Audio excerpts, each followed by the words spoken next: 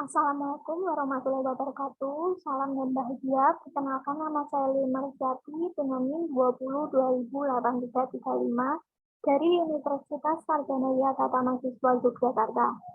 Di sini saya akan mempresentasikan perbandingan laptop MacBook Apple versus laptop Asus ASUSTeK Computer Incorporated untuk memenuhi tugas mata kuliah manajemen operasional. Slide selanjutnya. Profil laptop MacBook Apple. Apple Incorporated adalah perusahaan teknologi multinasional yang berpusat di Cupertino, California, yang merancang, mengembangkan, dan menjual barang elektronik konsumen, perangkat lunak komputer, dan layanan daring. Perangkat keras yang diproduksi Apple meliputi telepon pintar iPhone, komputer tablet iPad, komputer pribadi Mac, pemutar media portable iPod, jam pintar Apple Watch, pemutar media digital Apple TV, dan pengeras suara pintar HomePod. Perangkat lunak yang diproduksi Apple meliputi sistem operasi Mac OS dan iOS, pemutar media eTools, penjelajah web Safari, dan perangkat kreativitas dan produktivitas iLab dan eWork, serta berbagai aplikasi profesional seperti Final Cut Pro, Logic Pro, dan Xcode. Layanan daringnya meliputi iTunes Store, iOS App Store, dan Mac App Store, Apple Music, dan iPhone. Apple didirikan oleh Steve Jobs, Steve Wozniak, dan Ronald Wayne pada April 1976 untuk mengembangkan dan menjual komputer pribadi Apple I buatan Wozniak. Perusahaan ini resmi berdiri dengan nama Apple Computer Incorporated pada Januari 1977. Penjualan komputer-komputernya termasuk Apple II menandai pertumbuhan perusahaan ini. Dalam kurun beberapa tahun, Jobs dan Wozniak memperkerjakan banyak perancang komputer dan memiliki lini produksi. Apple menjadi perusahaan terbuka pada tahun 1980 dan meraup laba yang sangat besar. Selama beberapa tahun berikutnya, Apple memproduksi komputer-komputer baru yang memiliki antarmuka pengguna grafik inovatif seperti Macintosh pertama tahun 1984. Iklan produk Apple mendapatkan banyak pujian. Pada tahun 1985, Wozniak keluar dari Apple dan Jobs mengundurkan diri. Jobs kembali memimpin perusahaan dan diangkat menjadi CEO tidak lama kemudian. Dia mulai membangun kembali status Apple dengan membuka toko retail pada tahun 2001. Mengakui sisi sejumlah perusahaan perangkat lunak untuk membangun portofolio perangkat lunak Apple. Dan mengubah sebagian perangkat keras yang dipakai oleh komputer-komputernya. Apple kembali sukses dan untung besar pada Januari 2007. Jobs mengumumkan bahwa Apple Computer Incorporated berganti nama menjadi Apple Incorporated untuk mencerminkan peralihan fokus perusahaan ke barang elektronik konsumen. Ia juga meluncurkan iPhone telepon pintar yang mendapat banyak pujian dan laris terjual. Slide selanjutnya. Mac yang masih diproduksi yaitu yang pertama ada iMac, komputer meja terpadu untuk konsumen, diluncurkan tahun 1998. Yang kedua ada Mac Mini, komputer submeja untuk konsumen, diluncurkan tahun 2005. Yang ketiga ada MacBook, komputer jinjing ultra tipis, ultra portable untuk konsumen, diluncurkan tahun 2006 dan diluncurkan ulang tahun 2015. Yang keempat ada MacBook Pro, komputer jinjing profesional yang diluncurkan tahun 2006. Yang kelima ada MacBook Pro atau komputer meja multi layar, diluncurkan tahun 2006. Yang keenam ada MacBook Air, komputer jinjing ultra tipis, ultra portable untuk konsumen, diluncurkan tahun 2008. Apple menjual berbagai aksesoris komputer untuk Mac seperti Thunderbolt display, Magic Mouse, Magic Trackpad, Magic Keyboard, produk jaringan nirkabel AirPods, dan Time Capsule. Slide selanjutnya. Profil laptop Asus atau ASUSTeK Computer Incorporated. Asus Tech Computer Incorporated ditulis dengan gaya huruf kapital ASUS, adalah sebuah perusahaan berbasis di Taiwan yang memproduksi perangkat keras komputer seperti papan induk, kartu grafis, dan notebook. Asus belakangan ini mulai memproduksi PDA, telepon genggam, monitor LCD, tablet, dan produk komputer lainnya. Pesaing utamanya termasuk MSI dan DJ Byte. Didirikan pada tanggal 2 April 1989 oleh T. Hasung, Ket Yusuf, Waini Kiseh, dan M. T. Liao. Perusahaan ini bermarkas di kota Taipei, Taiwan. Asus adalah perusahaan terbesar kelima di dunia yang memproduksi PC setelah HP, Lenovo, Dell, dan Acer. Selain perangkat keras komputer, perusahaan ini juga memproduksi laptop, netbook, LED atau LCD, panel, telepon seluler, monitor, motherboard, kartu grafis, bahkan tablet PC. Asus pada 2005 menjual papan induk lebih banyak dari perusahaan lainnya, termasuk 30 juta pada 2004. Angka ini termasuk kontrak merek lain. Asus juga memproduksi komponen untuk perusahaan lain, termasuk PS2 Sony dan Apple iPod, iBook, dan lain-lain. Asus banyak dipilih pengguna karena berani memberikan garansi 2 tahun untuk produk Note TV yang dibuatnya. Pada tanggal 5 Juni 2007, Asus meluncurkan ePC Notebook di Computex Taipei.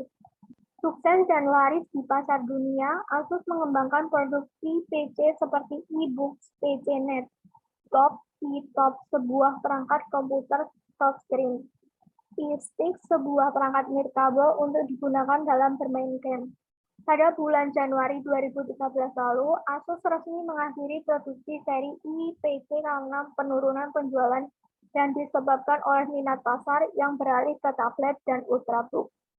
Pada tahun 2014, Asus menggandeng PT Dragon Computer dan Communication untuk menjadi distributor utama notebook dan tablet di Indonesia dan berhasil menjadi merek nomor 1 hingga saat ini menurut data IDC dan BSK.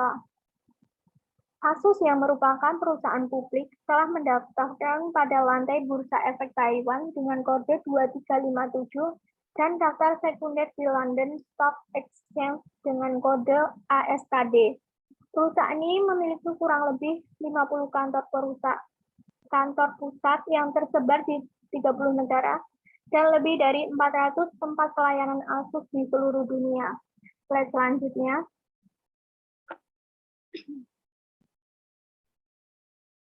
Keunggulan dan kelemahan laptop notebook Apple. Keunggulan yang pertama, desain yang mewah dan keren. 2, memiliki fitur dan spesifikasi mumpuni serta daya tahan mesin kuat. Yang ketiga, bergengsi. Yang keempat, memiliki keamanan sistem operasi baik. Yang kelima, operasi sistem Mac diklaim Apple user-friendly. Yang keenam, resolusi layar jernih jadi enak dipandang mata.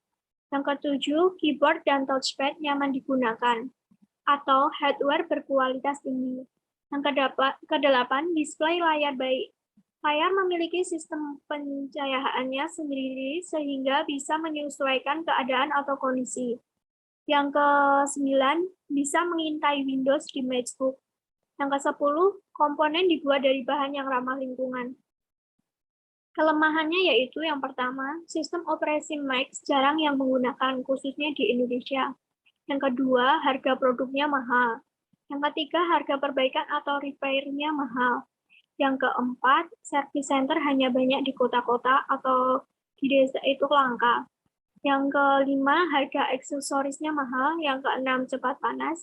Dan yang ketujuh, dukungan software dan game kurang. Slide selanjutnya. Keunggulan dan kelemahan laptop Asus. Keunggulan, yang pertama, pengalaman bidang komputer tidak perlu diragukan. Yang kedua, produk terpercaya dengan kualitas jempol. Yang ketiga, motherboard tangguh. Yang keempat, produsen manufaktur terbesar di dunia. Yang kelima, harga terjangkau dengan spesifikasi dan fitur tinggi. Yang keenam dikenal sebagai laptop tangguh untuk gamer. Yang ketujuh memiliki garansi lama sekitar 2 tahun. Kelemahannya yaitu yang pertama, cepat meluncurkan tipe terbaru sehingga penggunaan tipe lama ingin cepat-cepat upgrade. Yang kedua, service center jarang sampai ke pelosok. Yang ketiga, tidak disertai fasilitas lain saat pembelian, misalnya tas, laptop. Yang keempat, masih terdapat error pada produknya. Slide selanjutnya. Analisis perbandingan laptop MacBook Apple versus laptop Asus.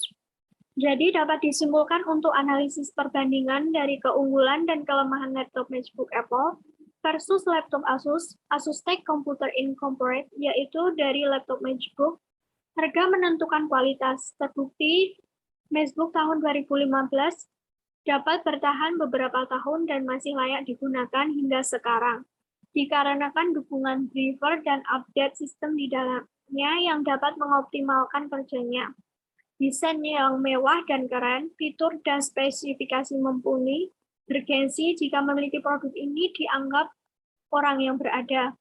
Keamanan sistem operasinya baik, operasi sistem Mac diklaim Apple user-friendly, resolusi layar jernih sehingga enak dipandang mata, keyboard dan touchpad-nya nyaman digunakan atau hardware berkualitas tinggi, display layar baik, layar memiliki sistem pencahayaan sendiri, bisa menyesuaikan keadaan atau kondisi, bisa mengintai Windows di MacBook, dan komponen dibuat dari bahan yang ramah lingkungan. Namun laptop ini masih memiliki kelemahan, yaitu sistem operasi Mac jarang yang menggunakan, khususnya di Indonesia, harga produk mahal dan harga perbaikan atau repair mahal, serta harga aksesorisnya mahal. Service center hanya banyak di kota-kota, cepat panas, serta software dan game kurang mendukung. Sedangkan laptop Asus, yaitu dengan harga relatif terjangkau, laptop ini sudah memiliki spesifikasi dan fitur tinggi. Produk terpercaya dengan kualitas jempolan, motherboard tangguh, dan laptop ini tangguh untuk gamer dan memiliki masa garansi lama. Namun kelemahannya yaitu perusahaan produk ini cepat meluncurkan tipe terbaru sehingga pengguna tipe lama ingin cepat-cepat upgrade. Service center jarang sampai ke pelosok, tidak disertai fasilitas lain saat pembelian dan masih terdapat error pada produknya. Maka jika kita ingin memiliki salah satu dari laptop tersebut disesuaikan kebutuhan dan kemampuan kita. Jika Anda memiliki keuangan yang fokus dan ingin laptop yang mewah serta berkelas, Anda bisa memiliki laptop MacBook ini. Namun apabila Anda ingin harga yang terjangkau, dilengkapi dengan kualitas dan fasilitas yang baik, Anda bisa membeli laptop Asus. Slide selanjutnya. Persaingan laptop MacBook versus laptop Asus di Indonesia. Dibandingkan dengan produsen lainnya, market share Apple di sektor komputer desktop ini memang kecil. Hal ini mungkin terjadi karena sistem operasi yang dipakai eksklusif tak sebesar ekosistem Windows. Namun rupanya berbeda bila bicara posisi Apple di sektor consumer notebook. Karena menurut laporan terbaru dari Biro Riset Rainforest, Apple berhasil mengalahkan Asus di pasar notebook global. Pencapaian ini menjadikan Apple saat ini sebagai brand laptop keempat terbesar di dunia. Firma riset Rainforest melaporkan penggapaian shipment year-on-year notebook secara global naik 2,1%. Angka ini lebih tinggi dari ekspektasi sebesar 0,7%. Jumlah unit notebook yang berhasil terjual sepanjang 2017 adalah 164,7 juta unit. Kenaikan ini disumbangkan oleh penjualan MacBook milik Apple, khususnya MacBook Pro. Apple sekaligus menggeser Asus di posisi keempat dunia. Dari segi jumlah penggapaian, raihan pangsa pasar atau market share, notebook Apple sebesar 9,6%. Jumlah ini naik 1,3% dari tahun lalu yang hanya 8,3%. Asus merosot ke posisi 5 dengan pangsa pasar 9,5%, menurun dari tahun lalu sebesar 10,3%. TrendForce memprediksi Apple akan mengalami peningkatan market share di tahun 2018 hingga mencapai 10,4%. Sementara itu, Asus juga diprediksi mengalami peningkatan, namun tetap di bawah Apple, yakni 9,8%. Slide selanjutnya, analisis keberhasilan MacBook atau Apple di Indonesia. Apple Incorporated adalah perusahaan multinasional yang cabangnya tersebar hampir di seluruh penjuru dunia. Apple kini memiliki produk yang sangat hits di pasaran, mengandalkan iOS dan beberapa gadget seperti iPod, iPad, iPod, dan Mac. Tampilan yang luks dan simpel serta fitur yang lengkap telah menjadi pilihan bagi para penggunanya. Strategi pemasaran yang digunakan Apple juga telah mengedepankan pengguna. Apple telah mengangkat penggunanya sebagai raja. Apple juga mengikat pengguna dengan cara bekerja sama dengan operator yang terpercaya di setiap negara. Dalam kasus Indonesia, contohnya pada awal kemunculan iPhone telah dibundling dengan Telkomsel dan tentu saja paket broadband-nya pun hanya dapat dijangkau oleh kalangan menengah atas. Apple diharapkan dapat terus menerapkan analisis SWOT-nya, yaitu bagaimana kekuatan mampu mengambil keuntungan dari peluang yang ada, bagaimana cara mengatasi kelemahan yang mencegah keuntungan dari peluang yang ada, lalu bagaimana kekuatan mampu menghadapi ancaman yang ada, dan terakhir adalah bagaimana cara mengatasi kelemahan yang mampu membuat ancaman menjadi nyata ataukah menciptakan sebuah ancaman baru. Di antara tiga pendekatan ini, kesimpulannya adalah Apple Incorporated menggunakan pendekatan etnosentris dalam penggunaan tenaga kerja. Walaupun kualitas tenaga kerja lokal tidak sebagus dibanding tenaga kerja luar negeri, tentunya hal ini sangat berpengaruh terhadap peran dan tanggung jawab manajemen sumber daya manusia Apple Incorporated. Perusahaan Apple mengetahui keinginan atau kebutuhan konsumen dalam meriset pasar, lalu menciptakan produk tersebut dengan desain yang mewah dan kualitas serta fasilitas yang bagus tiap-tiap tahunnya, membuat masyarakat tertarik dengan produk ini dibandingkan produk lainnya. Slide selanjutnya, analisis kegagalan laptop Asus di Indonesia.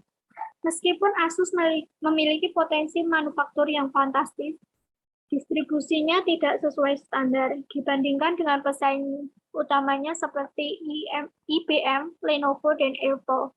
Pendapatan Asus sekitar 16.000 juta dolar yang merupakan sekitar 30% dari pendapatan Lenovo, 15% dari pendapatan IBM, dan sekitar 1/12 dari pendapatan Apple.